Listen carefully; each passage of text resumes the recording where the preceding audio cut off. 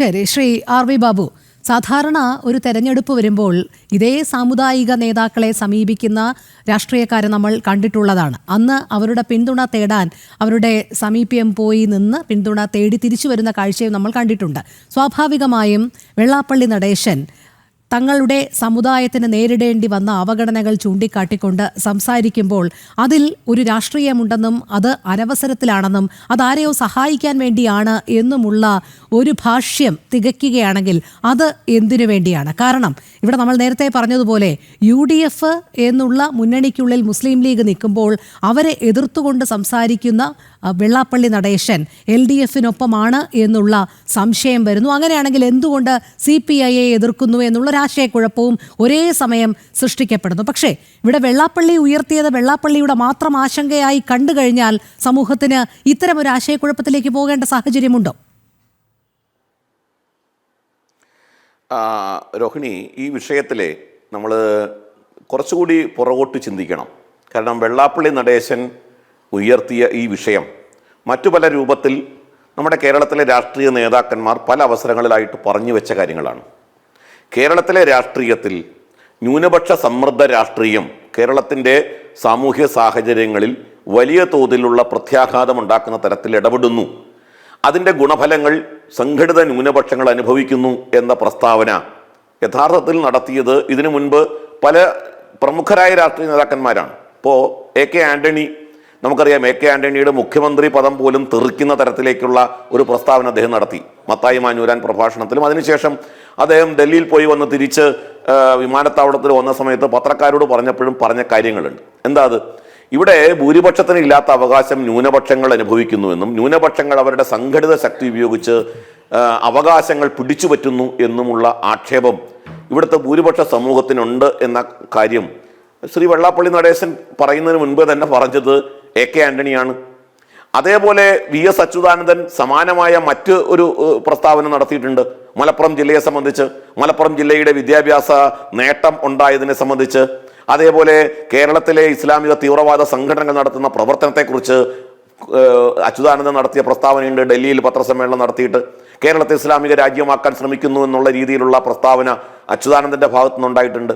അപ്പോൾ ഈ ഇസ്ലാം കേരളത്തിലെ ന്യൂനപക്ഷ രാഷ്ട്രീയ പ്രസ്ഥാനങ്ങൾ നടത്തിക്കൊണ്ടിരിക്കുന്ന സംഘടിത സമ്മർദ്ദ ശക്തി, ആ സമ്മർദ്ദ ശക്തിയെക്കുറിച്ച് ആശങ്കപ്പെടുകയോ അതിനെ വിമർശിക്കുകയോ ചെയ്തിട്ടുള്ളത് വെള്ളാപ്പള്ളി നടേശനേക്കാൾ മുൻപേ തന്നെ ഈ പറയുന്ന രാഷ്ട്രീയ നേതാക്കന്മാരാണ്.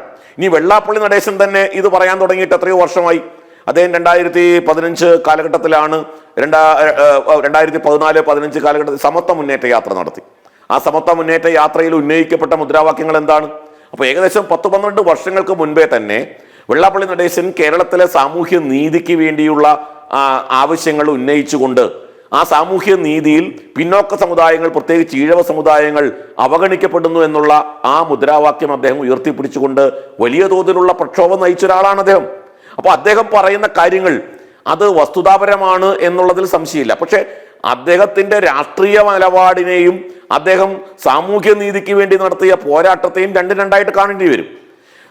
രാഷ്ട്രീയമായ നിലപാട് അത് വെള്ളാപ്പള്ളി നടേശൻ എടുക്കുന്നത് ഏതിൻ്റെ അടിസ്ഥാനത്തിലാണ്, എങ്ങനെയാണ് എന്നതിനെ സംബന്ധിച്ച് നമുക്ക് അഭിപ്രായ വ്യത്യാസം ഉണ്ടാകാം. ഇപ്പോൾ വെള്ളാപ്പള്ളി നടേശൻ്റെ രാഷ്ട്രീയ നിലപാടിനോട് അഭിപ്രായ ഐക്യമുള്ള ഒരാളല്ല ഞാൻ, അല്ലെങ്കിൽ വെള്ളാപ്പള്ളി നടേശൻ്റെ എല്ലാ അഭിപ്രായങ്ങളെയും സബ്സ്ക്രൈബ് ചെയ്യുന്ന ഒരാളല്ല ഞാൻ.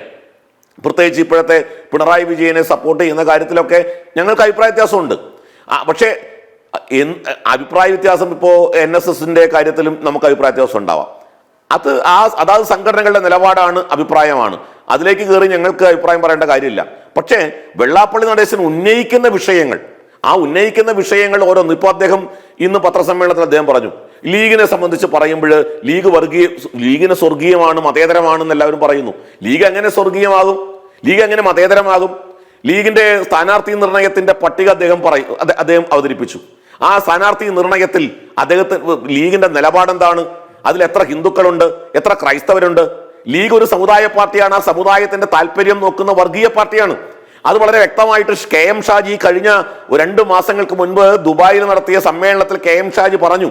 അതായത് UDF ഭരണം പിടിക്കേണ്ടത് മുസ്ലിം സമുദായത്തിന് വേണ്ടിയാണ്. കഴിഞ്ഞ 9.5 വർഷക്കാലം അകറ്റി നിർത്തപ്പെട്ട, ഭരണത്തിൽ നിന്ന് അകറ്റി നിർത്തപ്പെട്ട് തങ്ങളുടെ അവകാശങ്ങൾ, സമുദായത്തിന്റെ അവകാശങ്ങൾ ലഭിക്കാതെ പോയിട്ടുണ്ടെങ്കിൽ ആ അവകാശങ്ങൾ നേടിയെടുക്കാൻ വേണ്ടിയാണ് UDF അധികാരത്തിൽ വരേണ്ടത് എന്ന് ദുബായിൽ പോയി പ്രസംഗിച്ച ആൾ KM ഷാജിയാണ്.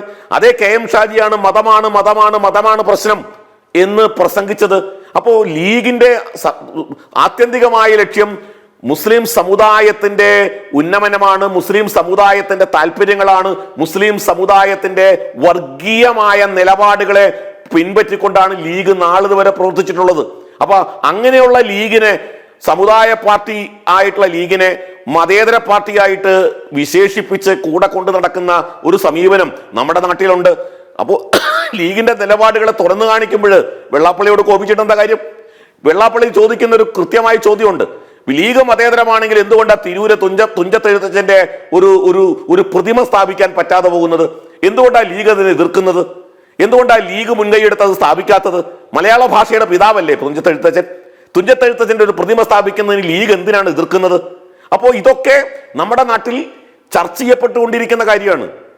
ഇത് ഉന്നയിച്ചുകൊണ്ട് വെള്ളാപ്പള്ളി നടേശൻ ഉയർത്തുന്ന ചോദ്യത്തെ, വെള്ളാപ്പള്ളി നടേശന്റെ ഭാഷാ പ്രയോഗത്തെയോ അല്ലെങ്കിൽ വെള്ളാപ്പള്ളി നടേശൻ പത്രക്കാരോട് പെരുമാറിയ രീതിയോ ഒക്കെ ചൂണ്ടിക്കാണിച്ചുകൊണ്ട് അതിനെ തമസ്കരിച്ചതുകൊണ്ട് ഒരു പ്രയോജനവും ലഭിക്കാൻ പോകുന്നില്ല.